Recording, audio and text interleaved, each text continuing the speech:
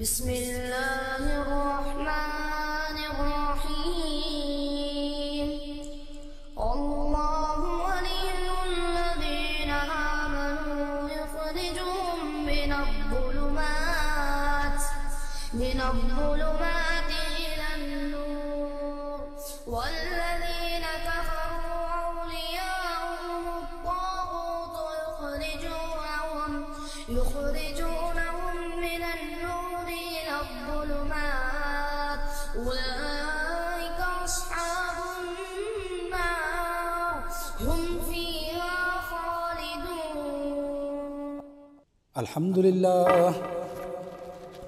الحمد لله نحمده ونستعينه ونستغفره ونؤمن به ونتوكل عليه ونعوذ بالله من شرور أنفسنا ومن سيئات أعمالنا من يهده الله فلا مضل له ومن يضلله فلا هادي له ونشهد أن لا إله إلا الله وحده لا شريك له ونشهد أن سيدنا ونبينا ومولانا محمدًا عبده ورسوله أرسله بالحق بشيرا ونذيرا.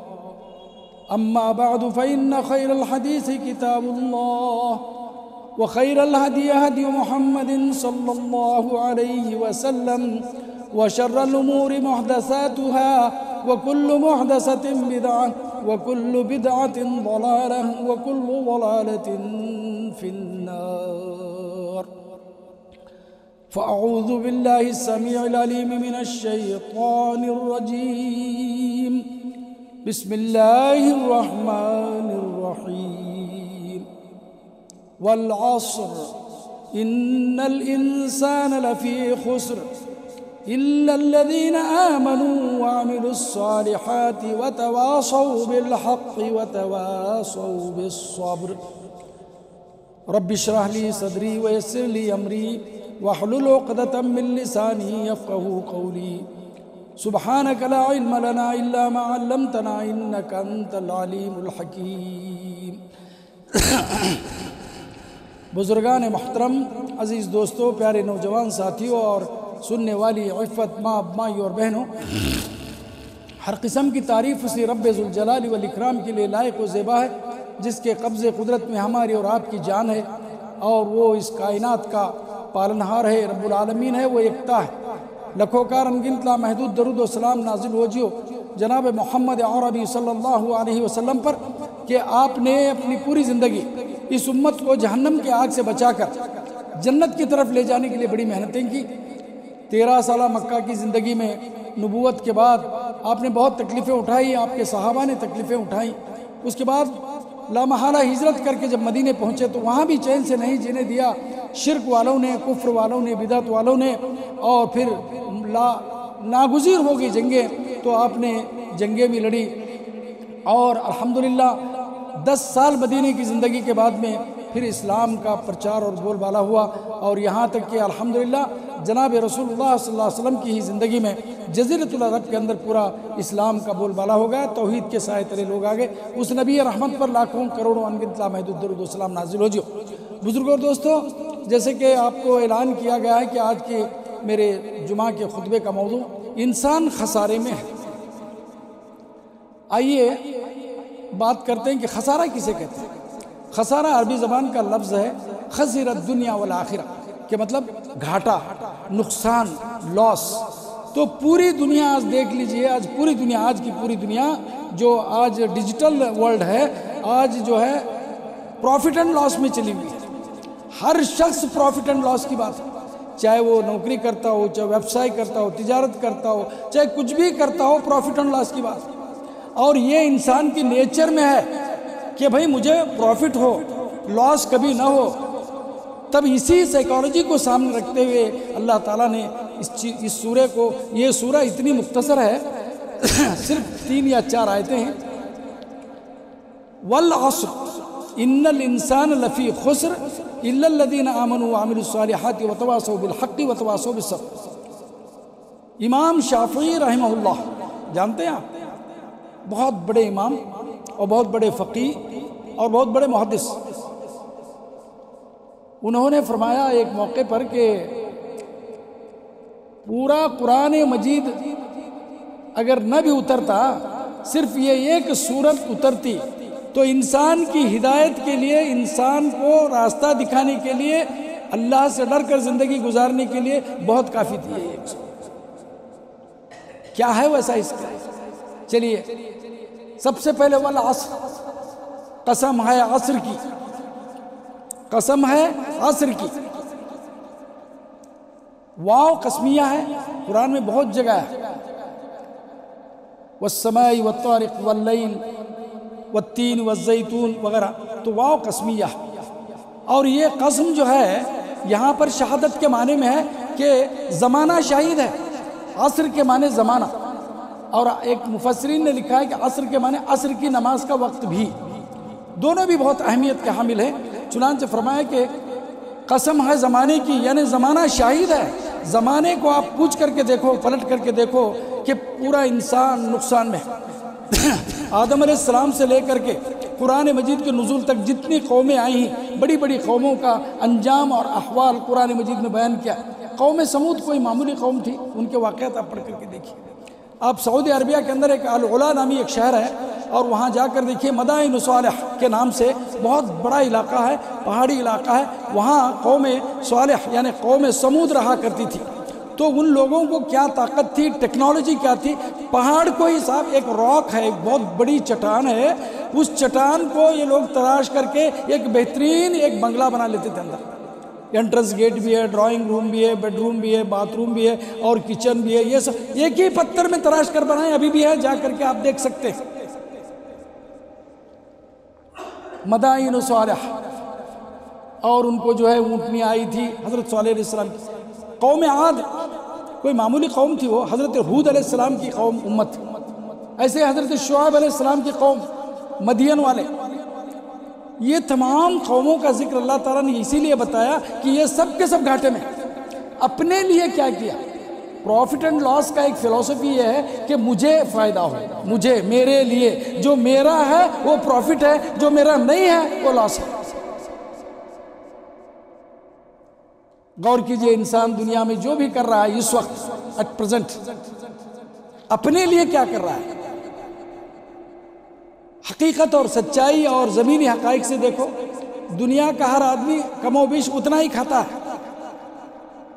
ایک غریب بھی اتنا ہی کھاتا ہے، امیر بھی اتنا ہی کھاتا ہے، اس کو اتنے ہی کپڑے درکار ہیں، اور اتنا ہی اس کو سونے کے لیے۔ اسی لیے اللہ تعالیٰ نے رات اور دن اور وقت سب کو برابر دیا، کسی کو کم کسی کو زیادہ نہیں دیا۔ پھر کیا بات ہے کہ انسان اتنا زیادہ جو ہے کما رہا ہے اور کما کے چھوڑ کر جاتا ہے، جبکہ وہ چھوڑا ہوا اس کا نہیں ہے، کپڑے تک اس کے نہیں ہیں۔ جب مرتا ہے تو اس کے کپڑے اتار لیے جاتے ہیں، اس کے گلے کا سونا یا لاکٹ اور گھڑی اتار لی جاتی ہے، یہاں تک کہ اس کے جسم کے اندر جو بھی چیزیں نکال کر کے، عام طور پر آدمی دنیا میں 3 چیزوں کے لیے دوڑ دھوپ کرتا ہے، محنت مزدوری کرتا ہے اور بزنس کرتا ہے اور پتہ نہیں کیا کیا الٹ پھیر حق اور باطل کی تمیز کے ایک نام کے لیے کرتا ہے اور ایک شان کے لیے کرتا ہے، لباس وغیرہ میرا ایسا رہے، لاکھوں میں مطلب سوٹ رہے، کپڑا رہے، اور ایک مکان کے لیے کرتا ہے کہ میرا اتنا بڑا مکان ہو، اتنے ایک ریکس کے اندر ہو۔ آپ سے کوئی مخفی نہیں ہے کہ بڑے بڑے ہندوستان کے بھی مالدار جن کا گھر کیسا ہے، جن کے بنگلے کیسے ہیں، لباس کیسا ہے، یہ سب کرتا ہے۔ لیکن حقیقت دیکھیے، سچائی، جب آدمی مر جاتا ہے تو یہ تینوں چیزیں بدل جاتی ہیں۔ جب مر گیا، مرنے سے پہلے صاحب بہت بڑے ڈائریکٹر تھے، کون تھے، منسٹر صاحب تھے، امیر تھے، پتہ نہیں مولانا تھے یا سیٹھ صاحب تھے، جو بھی نام رہا ہو، بڑا نام تھا۔ مرنے کے فوراً بعد اس کا نام بدل گیا، میت ہو گیا اس کا نام۔ مر گیا تو میت کو باہر نکالو بولتے ہیں، کوئی بھی جو ہے ڈائریکٹر صاحب کو باہر نکالو، یا پھر منسٹر صاحب کو، پریزیڈنٹ صاحب کو، یا مولانا صاحب کو، قاری صاحب کو، مفتی صاحب کو باہر نکالو نہیں بولتا ہے، بولتا یہی ہے کہ میت کو باہر نکالو، اس کا نام بدل گیا۔ اور لباس جو اس کا بدل گیا ہے، سوٹ نہیں ہے، کفن آ گیا اس کا لباس، اور گھر جو ہے قبر ہو گیا۔ یہ 3 چیزیں ہیں، یہ تینوں چیزیں بدل جاتی ہیں مرنے کے بعد، اور مرنے کے بعد میں اصل زندگی اس کی شروع ہوتی ہے، جہاں موت نہیں ہے۔ دنیاوی زندگی میں موت ہے اور مرنے کے بعد میں پھر موت نہیں ہے۔ اس کے لیے کیا کیا، اپنے لیے کیا کیا؟ دنیا میں ہر انسان اپنے لیے، اپنے بچوں کے لیے، اپنی بیوی کے لیے، اپنے بھائیوں کے لیے، اس کے لیے، اس کے لیے ہی کرتے رہتا ہے، بلکہ بعض دفعہ وہ کرتے کرتے اس کی عمر 60-70 سال ہوتی ہے، مگر وہ آگے کا سوچتے رہتا ہے، 100 سال 400 سال کے لیے مکان بناتا ہے، جائیداد بناتا ہے، لیکن جب گزرتا ہے تو بڑی حسرتوں سے گزرتا ہے کہ بھئی یہ سب چھوڑ کے کیسے جانا ہے، خسارے میں، نقصان میں۔ اور عصر کا معنی کیا ہے؟ عصر کا معنی ہے زمانہ، اور عصر کا ایک معنی ہے عصر کا وقت۔ بہرحال دونوں کے اندر قدر مشترک وقت کا معنی آتا ہے، وقت، ٹائم۔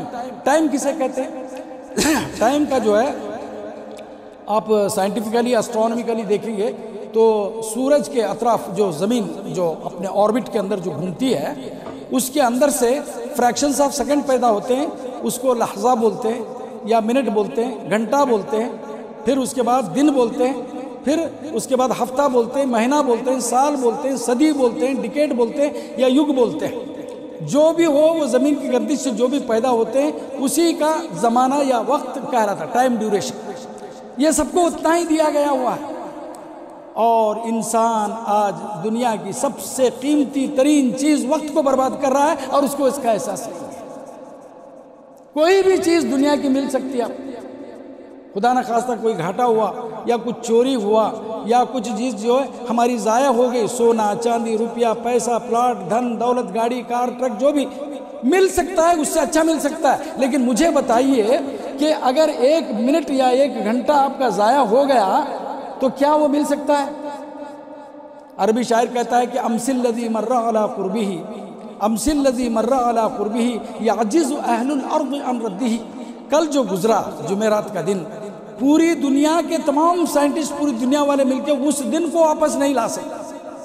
آپ کہیں گے کہ صاحب آئے گا نا پھر جمعرات، لیکن وہ جمعرات نہیں رہے گا جو کل گزرا ہوا ہے۔ کل جمعرات کو 10 تاریخ تھی اور جنوری کی 10 تاریخ تھی، جنوری 2019، تو یہ دن پھر کبھی واپس نہیں آئے گا۔ آئندہ سال آئے گا تو 20 رہے گا، 2020۔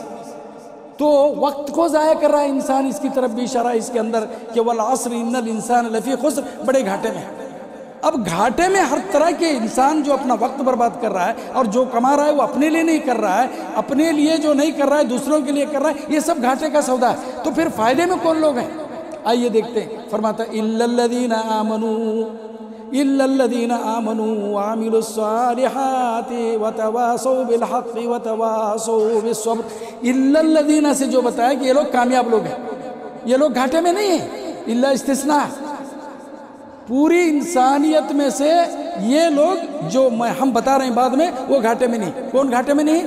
ایمان لانے والے۔ ایمان کسے کہتے ہیں؟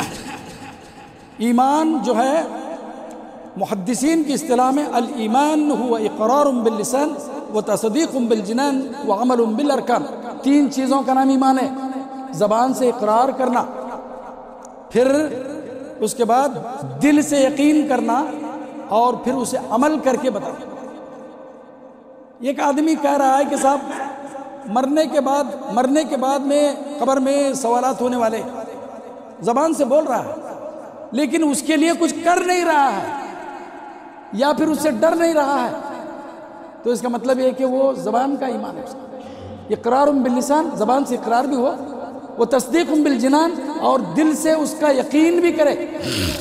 تصدیق بالجنان کی ایک مثال بتاؤں میں، آپ کو آج تک کسی کو بھی سانپ نے نہیں کاٹا یا بچھو نے ڈنک نہیں مارا، لیکن سانپ آتے کے ساتھ گھبرا کے بھاگتے ہیں، سانپ آیا سانپ، کیوں بھاگ رہے ہیں سانپ؟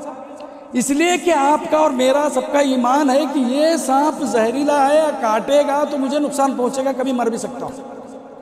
یا آگ ہے، کسی کا ہاتھ ابھی تک کسی کا جلا نہیں ہے، لیکن آپ کو کہیں گے کہ صاحب یہ انگار کا ڈلہ ہے، اس کو پکڑ لو، کہا صاحب نہیں ہاتھ جلتا ہے، کیسے معلوم ہوا؟ وہی آئی ہم کو، نہیں ایمان ہے، یقین ہے۔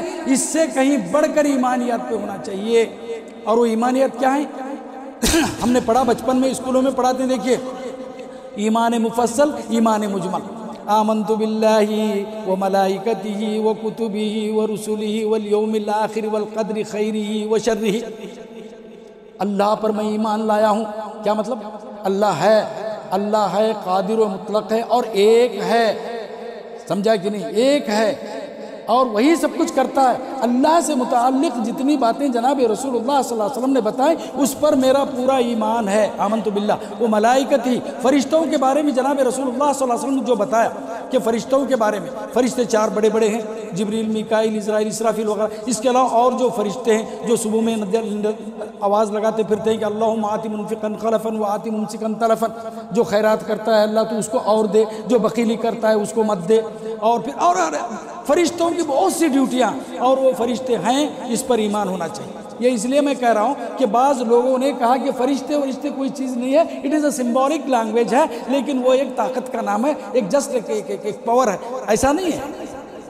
ویسا ہو تو پھر معراج جناب رسول اللہ صلی اللہ علیہ وسلم جسم اور روح دونوں کے ساتھ معراج کو جا کے آئے ایک ہی رات میں، تو فرشتوں پر ایمان ہونا چاہیے اور تمام رسولوں پر ایمان ہونا چاہیے۔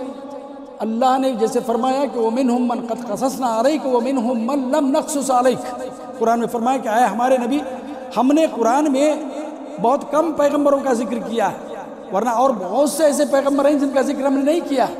تو بہت سے پیغمبر ہیں، سینکڑوں پیغمبر گزرے ہیں، ہزاروں پیغمبر گزرے ہیں، اپنے اپنے دور میں آئے اور وہ اپنی اصلاحات کرتے چلے گئے، تو ان پر ہمارا ایمان ہے کہ اللہ نے بھیجا، وہ اپنا کام کر کے چلے گئے۔ لیکن عمل جس صرف محمد عربی صلی اللہ علیہ وسلم کی شریعت پر کرنے کا ہم کو حکم ہے۔ بعض لوگ آپ کو مغالطہ دے کر کے آپ کو ایک طرح سے چکر میں ڈال کے پھنساتے ہیں کہ بھئی حضرت موسیٰ علیہ السلام کو مانتے ہیں کہ نہیں؟ تم مانتے تو پھر دیکھو موسیٰ علیہ السلام کی تورات میں یہ پھر یہ کی نہیں مانتے۔ ماننے کا مطلب یہ ہے کہ موسیٰ علیہ السلام سچے پیغمبر تھے، بنو اسرائیل کی طرف آئے، ان پر تورات نازل ہوئی اور اس کو یہودیوں نے تحریف کر ڈالی، لیکن میرے آقا محمد عربی صلی اللہ علیہ وسلم کی کتاب اور آپ کی سنت اور آپ کی باتوں پر عمل کرنے اور اسی پر پریکٹس کرنے کا مجھے حکم ہے، موسیٰ علیہ السلام کی شریعت پر عمل کرنے کا مجھے حکم نہیں ہے۔ یہ جان لیجیے۔ آپ لوگ بولتے ہیں کہ آپ مانتے ہیں کہ نہیں گوتم بدھ پیغمبر تھا؟ مانتے ہیں کہ نہیں گوتم بدھ رہا ہوگا؟ اس کی تفصیلات تو ہم کو نہیں معلوم ہے، اگر ہے تو اللہ کے رسول ہیں یا پھر اللہ کا ایک صالح بندہ یا ہدایت کے لیے آیا، اپنا کام کر گیا، چلا گیا، اس کے پاس اللہ تعالیٰ کے پاس بڑے درجات ہیں۔ لیکن مجھے جو عمل کرنا ہے محمد عربی صلی اللہ علیہ وسلم، تو رسولوں پر ایمان، آمنت باللہ و ملائکتہ و کتبہ و رسلہ، کتابوں پر ایمان۔ آسمانی جو کتابیں جن کا ذکر ہے، سب سے پہلے جو ہے زبور، توریت، انجیل، قرآن، صحف ابراہیم و موسیٰ جن کا ذکر ہے، ان پر ہمارا ایمان ہے کہ اللہ تعالیٰ نے اتارا ان پیغمبروں پر اور انہوں نے اپنی امت کو بتایا۔ یہ ایمان کا مطلب ہے۔ اس کے اندر جو ہے اس کے کنٹینٹ پر پریکٹس کرنا ہمارے لیے نہیں ہے، ہمارا صرف پریکٹس قرآن مجید پر ہے۔ کتبہ و رسلہ والیوم الآخر قدرہ و شرہ، آخرت کے دن پر بھی ہمارا ایمان ہے کہ مرنے کے بعد دوبارہ اٹھائے جائیں گے، زندہ ہوں گے جیسے اب ہیں، اس سے بہتر انداز میں، اور تقدیر پر ہمارا ایمان۔ ان تمام چیزوں پر ہمارا ایمان اگر ہے اقرار باللسان تو عمل بالارکان، اس پر عمل بھی کرنا ہے، وہ تصدیق بالجنان، اور دل سے اس کو ماننا ہے۔ تو یہ ہوا ایمان۔ الا الذین آمنوا وعملوا الصالحات، الصالحات، عمل صالح کسے کہتے ہیں؟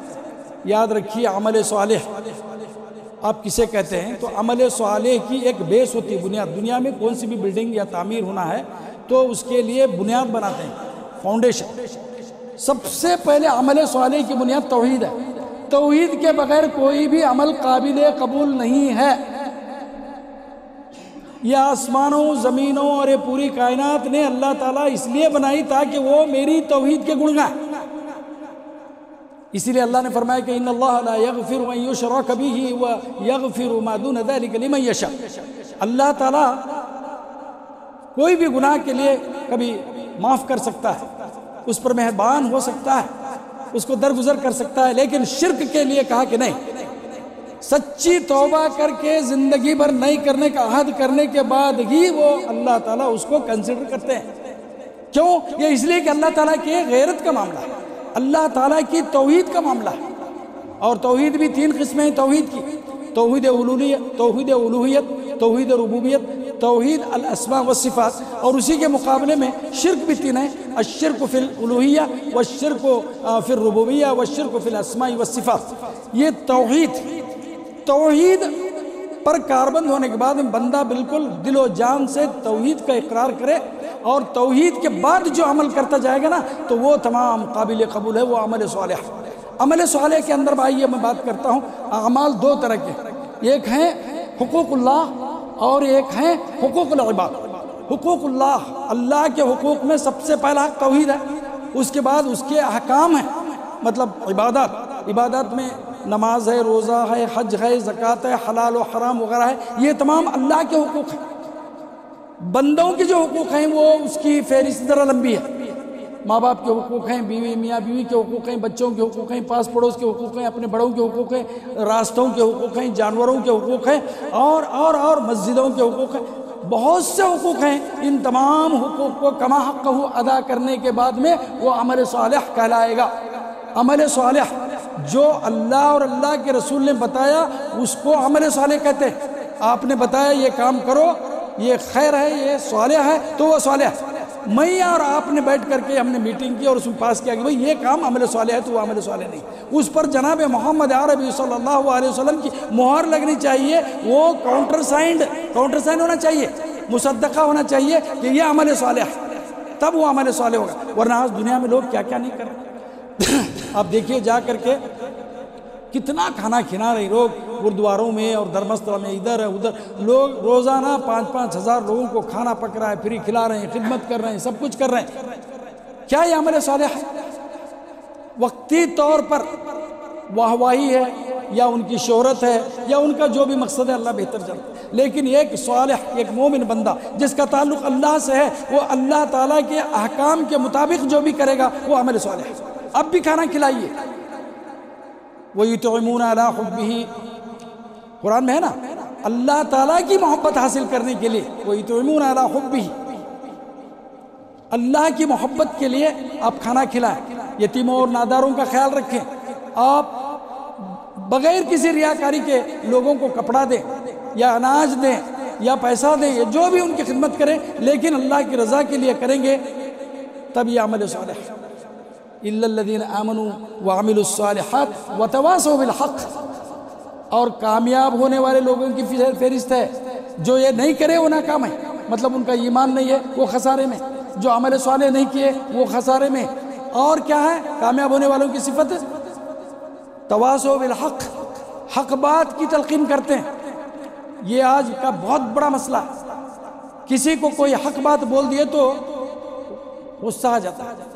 دنیا کا سب سے بڑا کڑوا کون سا ہے بول کے کسی استاد نے بچوں کو پوچھا، کسی نے کہا لیم کا پتہ بہت کڑو ہوتا ہے صاحب، کسی نے کہا ایرونڈی کا پتہ بہت کڑو ہوتا ہے، کسی نے کہا کہ صاحب وہ مدگونگیا کا پتہ بہت کڑو ہوتا ہے، کسی نے کچھ کہا، تو استاد نے کہا کہ ٹھیک ہے یہ سب آپ جو بولے وہ پتے کڑو ہوتے ہیں، ان سب سے بھی ایک کڑی بات ہے، وہ یہ ہے کہ کسی انسان کو حق بات کہنا اور اس کے اندر جو کمی ہے یا خامی ہے اس کو بول دینا کہ تیرے اندر یہ خامی ہے، اس کی درستگی کر لے، یہ سب سے زیادہ کڑوی بات ہے کہ نہیں؟ آپ بھی دیکھیں، برداشت نہیں، کیونکہ وہ بہت کڑو ہے۔